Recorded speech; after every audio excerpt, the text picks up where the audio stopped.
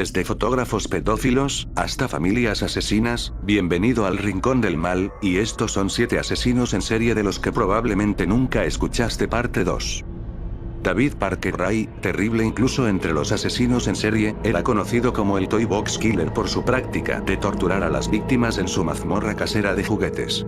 Después de colocar a sus jóvenes víctimas femeninas sobre sus espaldas en un aterrador aparato con estribos y correas, él les puso una cinta de audio para ellas, detallando las instrucciones para ser su esclavo. Después de reproducir la cinta, Ray y algunos cómplices, entre ellos su hija y su novia, torturarían a la víctima durante días.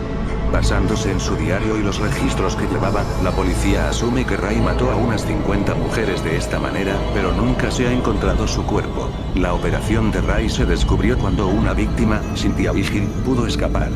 La novia de Ray, Cindy Henry, había dejado inadvertidamente las llaves de las restricciones de Vigil cerca cuando salió de la habitación, y Vigil aprovechó el raro lapso en la atención de sus captores. Huyó corriendo, desnuda y esposada, y finalmente llegó a la residencia de un vecino, instándoles a ponerse en contacto con la policía. Su historia llevó a otra mujer a presentarse, una cuyos recuerdos, aunque confusos por las drogas de la violación de la fecha, están relacionados con las experiencias de Cynthia Vigil. Aunque la búsqueda policial no mostró cuerpos, su continua presión sobre los aliados de Ray, en particular su novia Cindy Henry y su amigo Dennis Roy Yankee, dio sus frutos. Henry y Yankee cooperaron, y Ray fue acusado en 3 casos, y finalmente aceptó un acuerdo de 224 años de prisión. Las estimaciones ubican su número total de víctimas cerca de 60.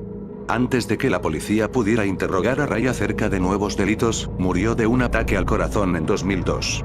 Los investigadores continúan buscando respuestas sobre las mujeres cuyas muertes Ray registró en su diario, pero siguen sin tener éxito. John Edward Robinson es a menudo llamado el primer asesino en serie de la era digital. Fue el primer asesino en serie registrado que usó salas de chat de internet para atraer a sus víctimas a la muerte. Sus primeros años fueron un collage de pequeños delitos. Malversó dinero de la clínica donde trabajaba como técnico de rayos X, una clínica en la que solo consiguió un trabajo porque falsificó su certificación y sus papeles. Cuando eso se vino abajo, comenzó varios negocios ficticios, pasando tiempo en la cárcel y en libertad condicional después de que cada uno fallara. Al mismo tiempo, comenzó a congraciarse con la comunidad local, especialmente como maestro de escuela dominical y maestro scout. Pero su imagen de hombre piadoso interesado en cumplir con su deber cívico se derrumbó después de proponer a varias mujeres casadas del vecindario y comenzó a hablar sobre su entusiasmo por un culto sadomasoquista en el que, según él, se desempeñó como el maestro de esclavos. Fue entonces cuando las mujeres comenzaron a desaparecer. La primera fue Paula Godfrey, una joven que Robinson contrató para trabajar como secretaria en otra compañía ficticia. Cuando su familia llamó a la puerta, él falsificó una nota de ella diciéndoles que estaba bien, pero que no quería verlos. La policía abandonó el caso y Robinson fue libre de volver a matar. Le prometió un trabajo a Lisa Stasi, la asesinó y luego le dio a su hija de 4 meses a su hermano, luego de cobrarle casi $5.000 en cuotas de adopción. Luego se volvió digital. Comenzó a elegir a sus víctimas en línea, buscando mujeres en la comunidad de BDSM que estuvieran interesadas en los juegos de servidumbre y dominación, juegos que usaba para controlar sus finanzas antes de asesinarlos. Finalmente, lo atraparon en el año 2000, momento en el que ya había despertado las sospechas de los agentes de la ley simplemente porque aparecía en tantos casos de personas desaparecidas. En una búsqueda en sus propiedades, encontraron 5 tambores de aceite que contenían los cuerpos en descomposición de las mujeres. Robinson está ahora en el corredor de la muerte en Kansas. Sus intentos de apelar la sentencia han sido denegados. Nancy Acel, más conocida en su vida posterior como Nanny 2, nació en 1905 de un padre que estaba decidido a que sus 4 hijas caminarían por el camino recto y estrecho de la virtud. Prohibía el maquillaje, la ropa bonita y las fiestas, lo que significaba que no había nada que la romántica Nanny ansiara más. Sin embargo, no estaba destinada a tener suerte en el amor. Se casó 5 veces y ninguno de sus esposos se atascó. Las cosas podrían haber resultado mejor si ella no hubiera matado a 4 de ellos. Su primer matrimonio tuvo lugar cuando tenía solo 16 años. Se casó con un niño de una fábrica local cuya madre controladora hizo de su vida una miseria. cuando 2 de sus hijos murieron a causa de una intoxicación alimentaria accidental, por lo que la historia sabe, la pareja se separó, haciendo de su primer marido el único en escapar de la muerte a manos de su esposa. Nanye, ahora con sus 2 hijas sobrevivientes a cuestas, se volvió a casar y se quedó con su segundo marido, un hombre rudo y violento, el tiempo suficiente para que sus hijas crezcan y tengan sus propios hijos. Aunque ella no era una fanática de sus hijos. Metió un gancho en la cabeza del recién nacido de su hija, luego asfixió a su hijo pequeño mientras su hija estaba ausente. Ambas muertes fueron declaradas accidentales, y Nanye cobró el seguro de vida. Poco después, ella asesinó a su segundo marido, dándole a su whisky un veneno para ratas. La tercera vez no fue el amuleto. Sacó un anuncio en la sección de corazones solitarios de su revista romántica favorita y se casó con el hombre que conoció en la semana. Pero luego murió, su casa se incendió y su madre murió en una serie de acontecimientos trágicos con los que Nanye tuvo todo que ver. Una vez más recogió el dinero del seguro, luego se dirigió a asesinar a su enfermiza hermana, a su madre y a su cuarto marido, un hombre que conoció a través de un servicio de citas. El marido número 5 demostró su perdición. La experiencia la había hecho descuidada, y su prisa por cobrar la póliza de seguro de vida que había contratado le había avisado al médico, quien decidió realizar una autopsia. Su descubrimiento de cantidades asombrosas de arsénico envió a la policía después de que Nanye, quien confesó todos sus asesinatos, riendo todo el tiempo. Cuando Rodney James Alcala era un concursante en The Dating Game, dijo que le gustaba la fotografía, el paracaidismo y la conducción de su motocicleta.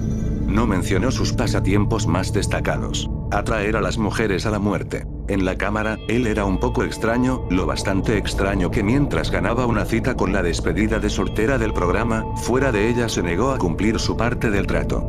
Otros solteros en el programa dirían que los desconcertó con sus opiniones extrañas y su personalidad contundente. Tenían razón en preocuparse. Cuando Alcalá apareció en el programa, él ya era un asesino y había encabezado la lista de los más buscados por el FBI por varios asaltos contra mujeres y niñas. Había cumplido condena en la cárcel, pero no mucho. Seguía liberado por un buen comportamiento que desapareció en el momento en que no estaba tras las rejas. En 1977, justo un año antes de su aparición en The Dating Game, mató a la joven socialista de Manhattan Ellen Hanover, aunque pasarán años antes de que se le vinculara con el crimen. Luego comenzó a hacerse pasar por un fotógrafo profesional, diciéndole a los hombres y mujeres jóvenes que podría avanzar en sus carreras de modelo.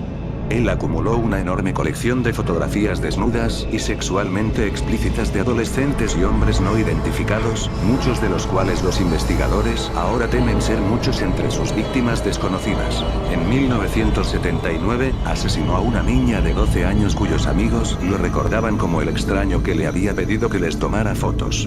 Fue arrestado y el juicio descubrió 4 asesinatos adicionales, aunque la policía sigue creyendo que esto no se acerca a la verdadera suma de sus crímenes. Él negó todos los cargos, pero como estaba actuando como su propio abogado, su desempeño no fue particularmente convincente. Fue declarado culpable y condenado a muerte. El problema comenzó en enero de 1976, cuando Kenneth Bianchi se mudó a Los Ángeles para vivir con su primo Angelo Buono. La pareja se encontró con escasez de dinero en efectivo, por lo que formaron un plan para ganar dinero como proxenetas, presionando a los jóvenes fugitivos para que se prostituyeran a cambio de alojamiento. Era un plan desafortunado, y cuando las cosas parecían desmoronarse, eliminaron su ira contra la prostituta Yolanda Washington. Su primer asesinato fue el comienzo de un patrón. Comenzaron a violar y estrangular a otros fugitivos y prostitutas, haciéndose pasar por policías encubiertos y atrayendo a las mujeres a sus vehículos antes de arrojar los cuerpos en la zona montañosa al noreste de Los Ángeles. Cuando empezaron a secuestrar a mujeres sin historial de uso de drogas o trabajo sexual en barrios de clase media, los medios se sentaron y prestaron atención, dándole al dúo, que se suponía que era solo una persona, el apodo de estrangulador de la ladera. A medida que la investigación se estaba calentando en Los Ángeles, Bianchi decidió intentarlo. Se mudó a Washington, pero no dejó de matar. Allí, 2 asesinatos llevaron a las autoridades directamente hacia él, y el modo de los asesinatos coincidió con el del estrangulador de Hillside, que lo vinculó efectivamente a las muertes en California. Cuando Bianchi no pudo convencer al psicólogo de la corte de que estaba loco, se volcó con su primo y ambos fueron condenados a cadena perpetua, lo que puso fin al reinado de terror de los estranguladores. Pero el drama casi cuesta una vida más cuando Veronica Compton, la novia de Bianchi, trató de estrangular a una mujer en un esfuerzo por convencer a las autoridades de que el verdadero estrangulador de la colina todavía estaba suelto. El intento fracasó, y ella fue capturada y arrestada, lo que puso fin a la triste historia después de un total de 12 asesinatos. La historia de Arthur Shawcross es sobre un error judicial, un error que les costó la vida a 12 mujeres. Shawcross fue diferente desde el principio, y una infancia difícil y una etapa en Vietnam no ayudaron. Desde el principio supo que obtenía placer al iniciar incendios, y tenía un control de impulsos deficiente. La combinación lo llevó a la cárcel durante casi 2 años. En su liberación, sus impulsos violentos empeoraron. Se mudó a Watertown, Nueva York, la escena de algunos de sus peores recuerdos de la infancia, y violó y asesinó a 2 niños, Jack Owen Blake, de 10 años, y Karen Anil, de 8 años. Fue sospechado casi inmediatamente y arrestado. A cambio de la ubicación del cuerpo de Jack, la policía redujo los cargos a homicidio. Fue condenado a 25 años de prisión. Esta frase relativamente breve se acortó aún más, cuando un equipo carcelario inexperto se perdió las señales de advertencia que los psiquiatras caracterizaron más tarde como los síntomas reveladores de esquizofrenia y psicopatía. El resultado fue que Shawcross estuvo nuevamente en las calles solo 14 años después de su arresto. El estigma de sus crímenes le hizo imposible establecerse en cualquier lugar. Hasta que se mudó a Rochester, Nueva York, y su equipo de libertad condicional se olvidó misteriosamente de notificar a las autoridades locales. Empezó a matar dentro del año. Dentro de 21 meses, 12 mujeres murieron. Las autoridades finalmente lo alcanzaron en 1990, cuando una cámara de vigilancia lo grabó haciendo una pausa para orinar en el arroyo helado, donde acababa de tirar el cuerpo de su víctima. Su intento de alegar una locura, firmado por las historias cambiantes sobre las atrocidades de la guerra y las historias de canibalismo, fracasó cuando las autoridades verificaron que en realidad no había visto combate en Vietnam. Sus afirmaciones sobre haber canibalizado partes de sus víctimas siguen sin ser confirmadas. Todos sus amigos y vecinos dijeron que era una vergüenza por Velma Barfield. Era una dama muy buena y devota, y tuvo la peor suerte. Todos los que estaban cerca de alguna manera terminaron muertos. Estuvieron de acuerdo en que el señor se movía de maneras misteriosas. Pero realmente no había nada de misterioso al respecto. Velma Barfield estaba matando gente. Se casó con su primer marido a los 17 años y la relación fue estable, hasta que una histerectomía de emergencia resultó en una devastadora adicción a los analgésicos que envió a Velma a la dependencia y la depresión. Su esposo comenzó a beber y la pareja luchó incesantemente hasta que una noche Velma se llevó a los niños y se fue. Mientras ella estaba fuera, la casa se incendió, llevándose a su marido desmayado. Su segundo matrimonio siguió los pasos de la muerte de su primer marido, y también estuvo plagado de argumentos y abuso de recetas.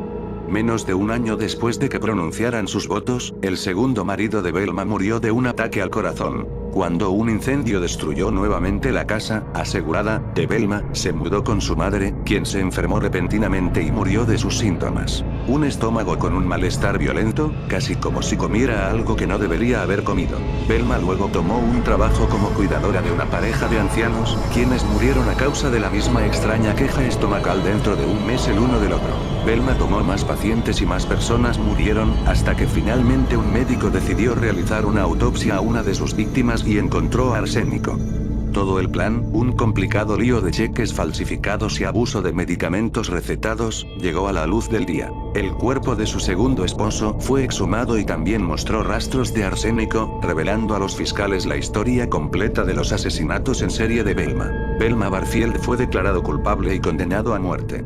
Es una de las 16 mujeres ejecutadas en los Estados Unidos desde que se levantó la moratoria de la pena capital en 1976.